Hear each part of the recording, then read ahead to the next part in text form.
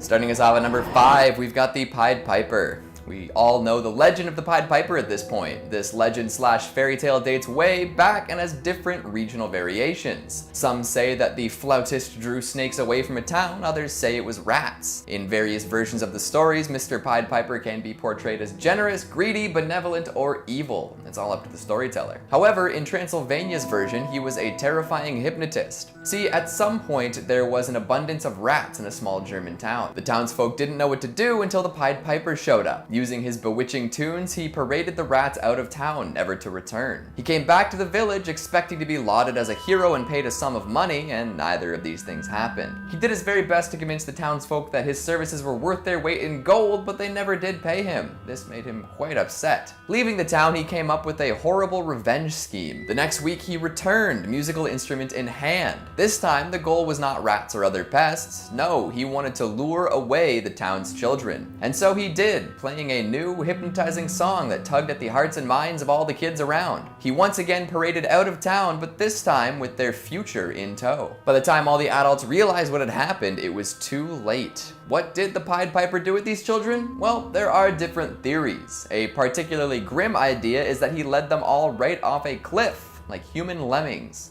Yikes. Another, less terrible one that'll link us to Transylvania is that he led them to a cave in the region and sealed it up. Eventually, the kids did escape and they settled in the Romanian countryside. Some say that's why you can find plenty of blonde-haired, blue-eyed German speakers in the area. Coming in at number 4, we've got the Liar's Bridge. Oh, you're all in trouble. I see you down in the comments posting first like 10 comments deep and claiming that you don't like my shirts. I know fraud when I see it. Nobody better try to cross that bridge unless you're down to die. Okay, I'll elaborate. There's a bridge in Sibiu that has quite the reputation. It's said that anyone who lies while crossing it will cause it to collapse. That is serious. This legend has become so popular that many brides-to-be are required to declare their love and purity while crossing it. And if they're being dishonest, well, of course, there's no way that the bridge would still be standing if this were really the case, as people love to lie. However, some have a less dramatic tale to tell, that the bridge will make certain noises upon the delivery of a lie, which could have something to it. The origins of the lying bridge are up in the air, but there are a few different explanations. Some claim that lying or adulterous spouses and fiancés would be tossed off the bridge if their impropriety was discovered. This would definitely explain the modern practices associated with the bridge. Others say that merchants who cheated their customers would be met with the same fate: overcharge or sell something under false pretenses and take a dip. It could also originate with tales of cadets coming to town, wooing local lasses, promising them the world, and then disappearing forever. I would say that all these scenarios could result in a bridge famous for ending liars. Would you be willing to take a stroll across the footpath? Coming in at number 3, we've got Baobao. It really does seem that every culture has their own version of the boogeyman. I suppose parents got really fed up with their young children, eh? Something we can all relate to.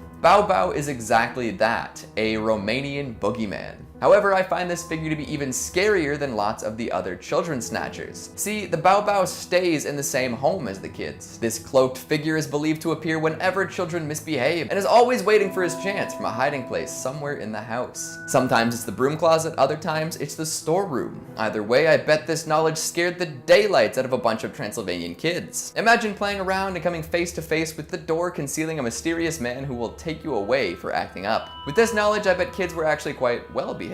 Unlike boogeymen in other cultures, the kidnappings also only last for a little while. The Baobao will grab disobedient kids and hold on to them for a year. So you don't immediately get turned into soup or drowned in a river, but instead you have to live with this terrifying man for 365. Give or take. No friends, no family, no good food, just hard work and a scary supervisor. If anyone did get taken away, it probably scarred them for life. After the year, they get returned home, and I'm sure their lives are never the same. Coming in at number 2, we've got the ghosts of Teleki Mansion. Here we go, some real Transylvanian ghost stories. The region is known for its beautiful architecture and castles, so there's no surprise that all sorts of ghastly tales are attached to the ornate buildings. Unfortunately, Dracula's castle is Bram Stoker's invention and doesn't really exist. But there are plenty more spooky facades from where that came from. One such tale originates in the Teleki Mansion. This rundown and abandoned building was once an extravagant abode, but these days most locals do their best to avoid it. It's actually relatively close to the university town of Cluj-Napoca, in a smaller town called Okna Mures. Legend says this mansion is haunted by the drunken ghosts of soldiers. During the Second World War, a squad of soldiers broke into the mansion. They'd heard that there was plenty of good wine in the cellars and decided it would be a good night to imbibe. After locating the gigantic barrels, they had themselves a grand old time. As soldiers tend to do when given downtime with lots of alcohol,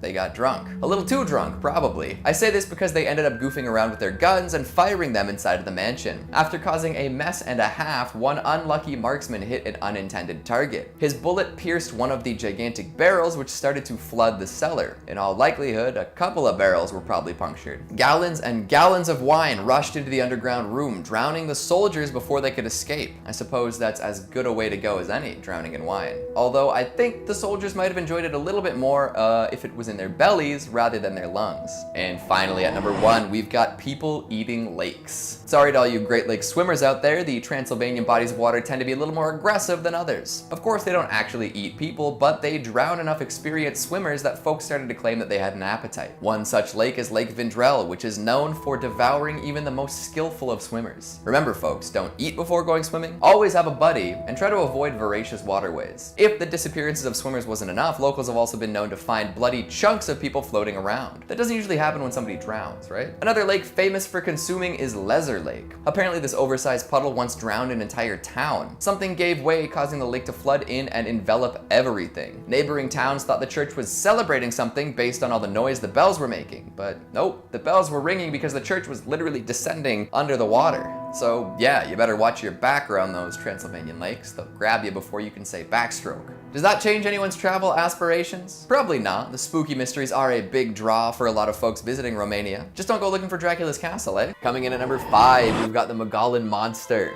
If you've ever taken a drive up the 87, you might have come across a set of very colorful, very large footprints tracked across the highway. While these particular prints were put there by people, they are in homage to the Magalin Monster, aka Arizona's answer to Bigfoot. This big beastie lives along the Magalin Rim and has been seen from Prescott all the way to Clifton. Sightings of the monster date back to early as 1903, with plenty of reports of video, tracks, and hair samples appearing since. People claim that the Magalin Monster is a bipedal humanoid, towering over most at 7 feet tall, leaving behind 22-inch footprints. Like most ape-like beasts in the woods, it has crazy strength and some wild eyes. Some claim it's covered in long black hair, others say it's reddish-brown. Maybe it changes with the seasons, or maybe there's more than one. The Magalin Monster is also known for smelling really, really bad. Like dead fish, skunk, BO, peat moss, and snapping turtle musk. I'd hide out in the woods if I smelled like that too. Part of the reason why it's so rarely sighted is that it tends to be active at night. It will hunt and gather all sorts of different foods under cover of darkness and make little nests for itself. If you stumble across one of these pine needle refuges, get the hell out of there. This beefy monster is known to be very territorial and very violent. It reportedly likes to decapitate deer and other wildlife before digging in, and if it can pull the dome off a deer, it can pop your top off like a bottle of Coke. Be careful if you hear any weird noises too, because the Magalin Monster likes to mimic other wildlife. Birds, coyotes, it is even reported to shriek like a woman in distress. So don't go running off to save the damsel, because you might find yourself face to face with a very hairy hunter. Tie up your supplies if you're camping too, as the monster will rummage through stuff left out. You know, they were all about the hairy man or the wild man or something like that. And of course I didn't believe them. This, says Wade, is a small baby Bigfoot trying to hide in the corner from his night vision camera. Coming in at number 4, we've got El Chupacabra.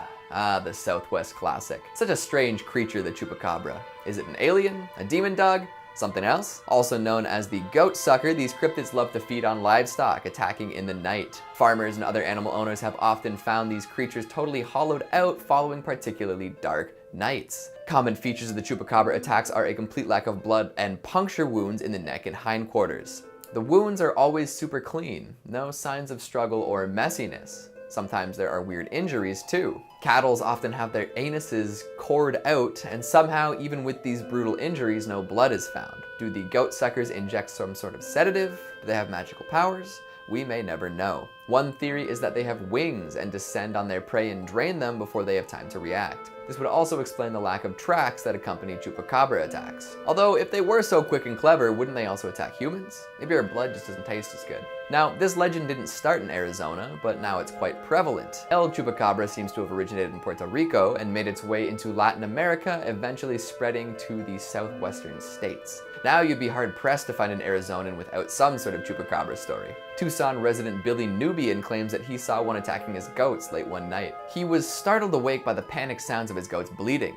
Running outside to investigate, he saw a huge rat-like creature pinning one of his goats. It then turned to face Billy, let out a blood-curdling scream, and ran off into the dark. Sarah A. has a similar story where she encountered a half-man, half-ape creature crouching frog-style in her yard.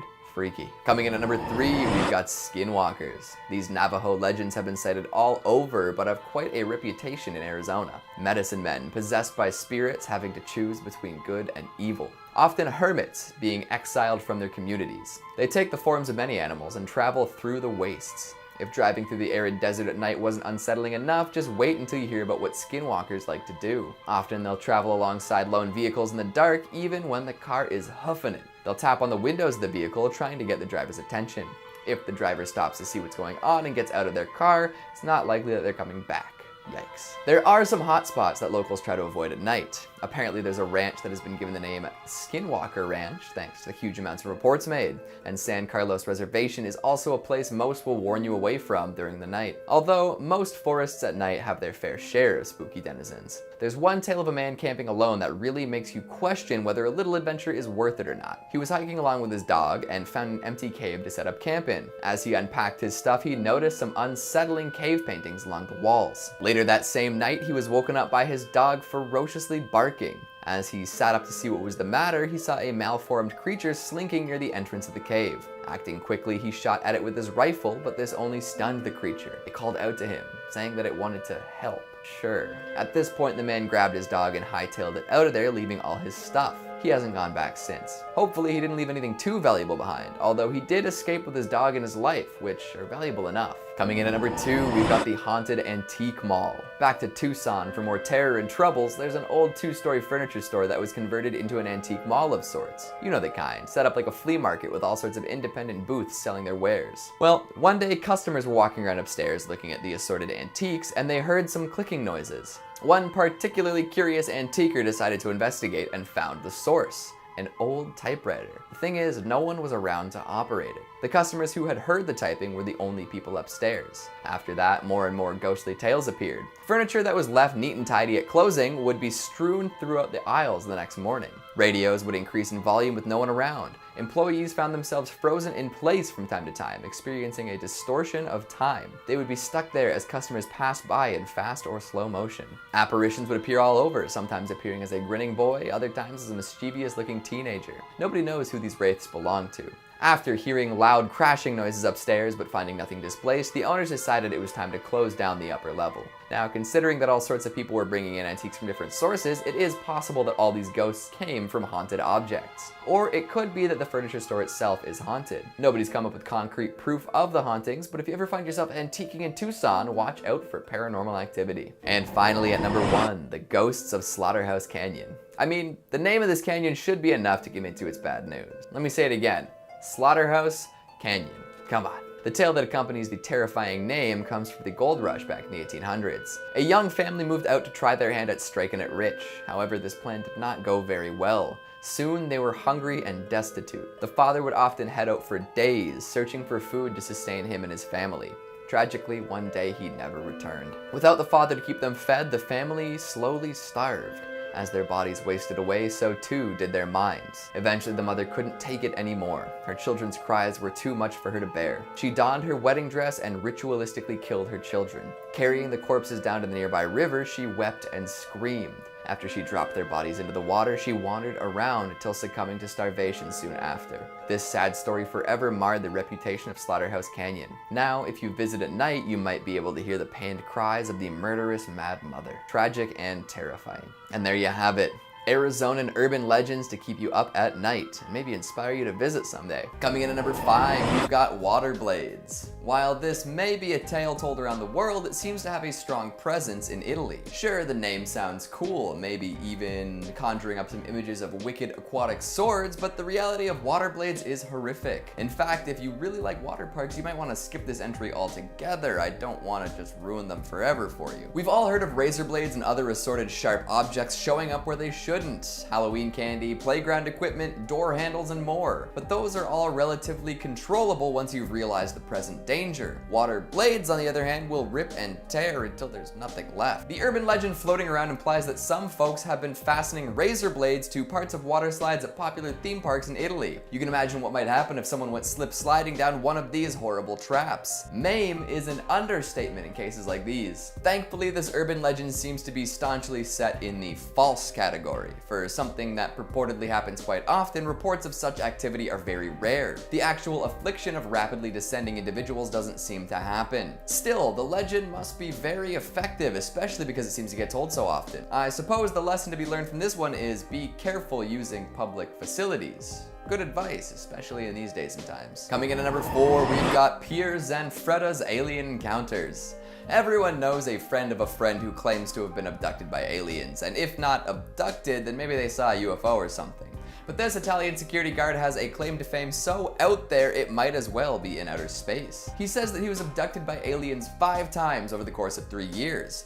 All abductions happened in Genoa, all apparently while he was still working the night shift. Skeptics, as skeptics do, dismiss these claims, but apparently he's given details of each abduction while under the influence of truth serum. Pretty astronomical, don't you think? The very first abduction occurred late one night. Zanfreda was patrolling and saw what appeared to be 4 lights. After seeing this, the engine, lights, and radio went out in his patrol car. Thinking, as most security guards should, that there might be thieves about, he ran over to investigate. He did not discover a group of miscreants though. No, he found himself face to face with some extraterrestrial life. A UFO was floating above and he was abducted by these outer space dwelling individuals. While approaching the so-called scene of the crime, Zanfreda was grabbed from behind. When he turned around, he saw a creature he could only describe as an enormous, green, ugly, and frightful creature with undulating skin, as though he were very fat or dressed in a loose gray tunic, no less than 10 feet tall. This, of course, was only the beginning of Zanfreda's galactic incidents. He's run into interplanetary assailants again and again, sometimes even when he had backup. Following some encounters, special investigators were called in. They discovered distinct markings on the ground that didn't seem of human origin, but nobody but Zanfreda has laid eyes on the creatures themselves. His claims have intensified the belief of an alien presence near Genoa and has made a bit of a celebrity out of the now elderly security guard. His last abduction took place in 1980 while he was under close observation. These days, he claims that the aliens contact him directly, communicating with questionable motivation. So if you're at all interested in close encounters with the third kind, Genoa might be the place to be. Coming in at number 3, we've got the Maserole. Speaking of non-human entities, let's take a quick trip to the mountains. The Italian Dolomites, to be specific. No relation to the comedian turned movie star recently played by Eddie Murphy. This mountain range sits stoutly in northeastern Italy and is full of legends and secrets. Plenty of cryptids and creatures are said to roam these mysterious mountains, from fairies to wizards and witches to mythical royalty. But the creature that piques my interest the most is the Maserole. In the valleys of Belluno province, this myth is still well known and widespread. This tiny, playful creature resembles a gnome, so make sure you tag your friends and let them know they've been gnomed. Woo!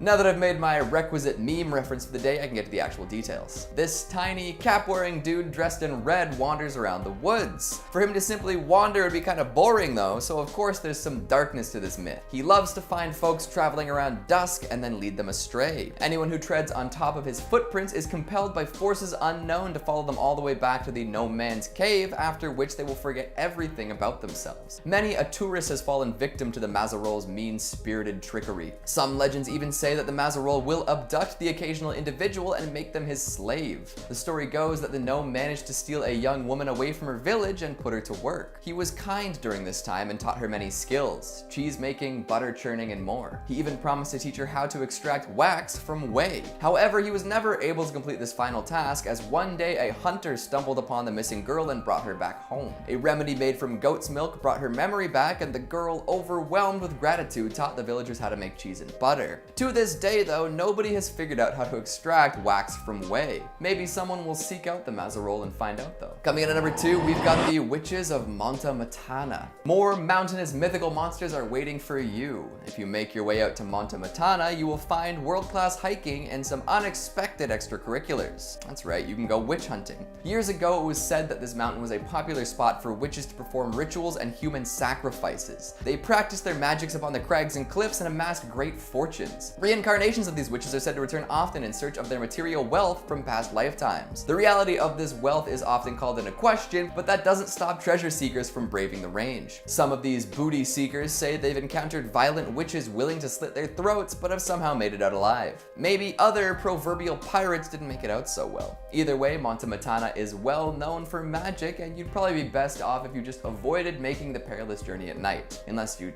like to run into some witches, and in that case, I'll reserve judgment. And finally, at number 1, we've got Poveglia Island. This tiny island about a half-mile from Venice has been shut off from the public for years. Some call it the Plague Island. Why? Well, I'll get to explaining. In the late 18th and early 19th centuries, this fortified island was used as a quarantine station. Over 160,000 infected folks were brought here to live out their last painful days away from the healthier portion of the population. Many mass graves have been discovered nearby over the years, proving how unfortunate anyone who paid Poveglia a visit really was. Napoleon stored weapons on this island as well, and when it was discovered, many small battles were waged. This, of course, added to the island's body count. Even later on, a mental hospital was built on the island. Legends say that one of the doctors in charge would treat his patients horribly, often torturing them and tossing them from the bell tower. With all these horrifying historic events taking place on the island, it's no wonder that folks think it's haunted. In fact, there's absolutely zero public access to this island. The folks in charge have deemed it too dangerous to visit. Venturing out to Poveglia is literally illegal. What could they be hiding out there? The wild and wicked history makes folks think that there might be something sinister waiting in the sandy shadows. Anyone else craving pizza all of a sudden?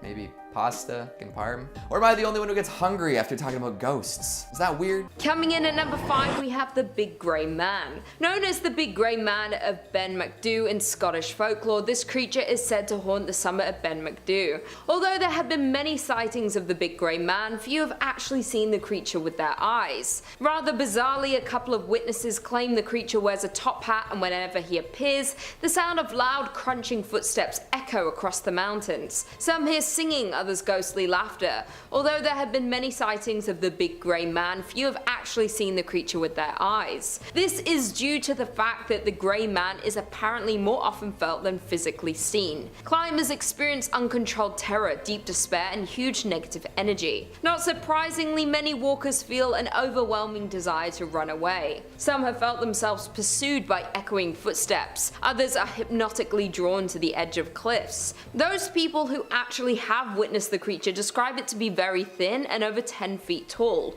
with dark skin, hair, long arms, and broad shoulders. That being said, most often the creature remains unseen in the God of the Mountains. In 1925, Collie Norman was the first recorded witness of the creature, as he recalls a terrifying experience in the face of Big Grey Man. Collie was a hiking enthusiast, professor, and member of the Royal Geographical Society. He reported that as he was returning to the summit, he was surrounded by mist and began to hear noises of footsteps that were not his. The footsteps sounded as if someone was chasing him, with steps 3 or 4 times the length of his own. Collie became extremely frightened and rushed down the hike to get away from the creature that was supposedly following him. After Collie came out with this story, many other hikers shared similar stories of their own encounters with the Big Grey Man, reporting that they as well heard footsteps following them and felt uneasy and a negative energy in the area. While in 1945, a worker, Peter Densham, reported that he heard strange noises while the mist began closing in on his location, and with the added feeling of pressure around his neck. The worker fled the scene before anything else could escalate. Even though there have been only a few eyewitnesses, it's safe to say that wherever the Grey Man ventures,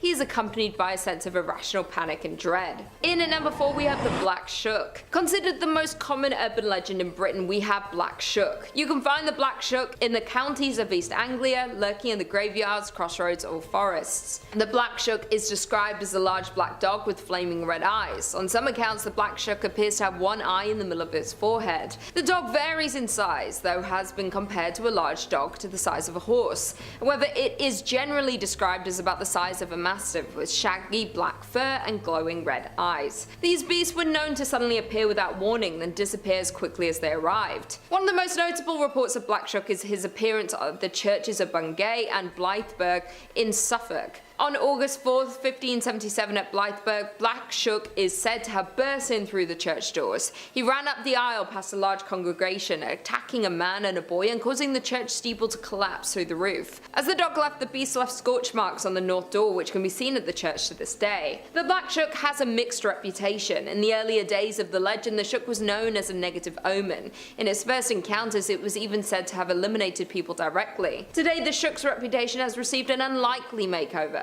Some modern witnesses, mostly women, have reported that the Shuck acted as a protector and guided them home when they were lost at night. Sometimes referred to as an omen of death, sometimes a more companionable animal, but you might not want to take those chances if you are faced in front of the terrifying beast. In at number 3, we have Beast of Bodmin Moor. The Beast of Bodmin Moor is another old urban legend from Britain. It's known that for 3 decades since 1978, a phantom black cat the size of a puma is seen stalking the moors of Cornwall. The Beast of Bodmin Moor has over 60 sightings of eyewitnesses reporting a black panther-like cat, being 3 to 5 feet long and featuring white eyes. Where there are reports of the beast, there was also a trail of mutilated livestock. The evidence was concrete enough that in 1995 the government ordered an official investigation into the existence of such a beast. The report finally concluded that there was no verifiable evidence of a big cat on Bodmin Moor, although it was careful to state that there was no evidence against it either. Shortly after, the report didn't lead anywhere. A small boy found a leopard skull lying on the banks of the River Fowey, thus creating bigger speculation about the beast being real. Sightings continued, and in 1998 there was a video footage released that clearly shows a black cat looking animal that fits the description of the Beast of Bodmin Moor. More recently, in October 2016 near St Austell, there was reported a giant set of paw prints. Some people have reported being chased by the powerful and scary cat-like creature. Others have spotted it in the distance, not quite believing their eyes. Some believe that the animal is a species of wild cat, though extinct in Britain many years ago,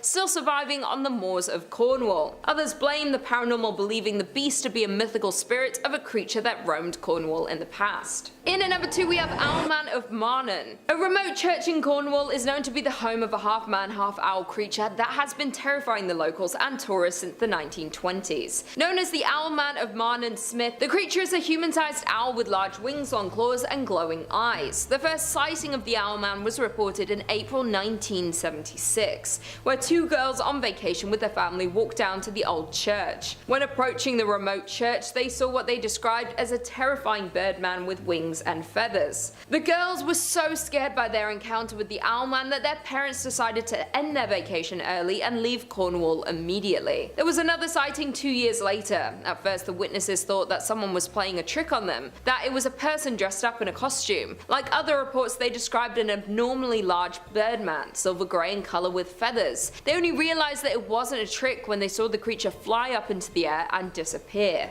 After it flew away, they said that there was a strange static noise coming from the trees for some time afterwards. There was a further sighting in 1989 and then again 6 years later. The witness this time was an American tourist, and she described the Owlman as being around 5 foot tall with huge claws protruding from its vast wings. The most recent sighting was in September of 2009. It was reported that a young girl named Jessica Wilkins saw the Owlman of Maranon for the first time this century. Though with all these sightings near the Maranon church, the Owlman is still a mystery. Some theorize that the church is standing in the center of an ancient earthworks and has an earth energy line passing through the site. The theory suggests natural earth energy could be connected to the reports of the Owlman, but in any case, the unsolved case of the Owlman is still a mystery. And finally, in at number 1, we have the Loch Ness Monster. Taking home in Scotland at Loch Ness River, this might be the most well-known urban legend in Britain. The famous legend of the Loch Ness Monster began to gain attraction in 1933. At the time, a road across the Loch Ness was finished, offering an unobstructed view of the lake. The first recorded sighting was in April of the same year, where a couple recalled seeing an enormous animal. They compared the creature that they witnessed to a dragon or prehistoric creature. After it crossed their car's path, it disappeared into the water. In December 1933, the Daily Mail commissioned Marmaduke Wetherall, a hunter, to locate the sea creature. Along the lake shores, he found large footprints that he believed belonged to a very powerful soft-footed animal about 20 feet long. In all reports, the appearance is generally noticed as the same. Common themes attributed to the monster include a large body with at least one hump, a long arched neck, a small head, and being grey or dark brown colour. The Loch Ness area attracted numerous monster hunters. Over the years, several sonar explorations were undertaken